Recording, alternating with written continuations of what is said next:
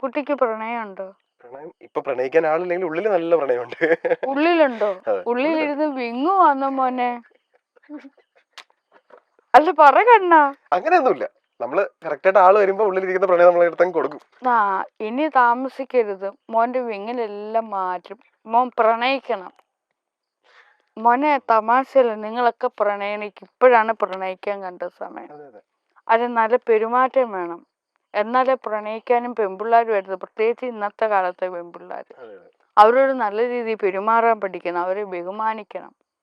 Maximum അവർക്ക് അവരുടെ സ്വാതന്ത്ര്യത്തിന് വിട്ടുകൊടുക്കണം. അവരെ കൊച്ചു കുട്ടികളെ പോലെ കാണണം. അവരുടെ പിടിഭാഷകളൊക്കെ അവർക്കായിട്ട് അങ്ങ് ഇട്ട് കൊടുക്കണം. ഈഗോ കളയണം. അപ്പം മോൻ നല്ലൊരു പുരുഷനാകും. ഈ സമയമൊന്നും നിങ്ങൾ പാഴാക്കരുത്. നല്ല വൃത്തിയായിട്ട് അങ്ങ് പ്രണയിച്ചു.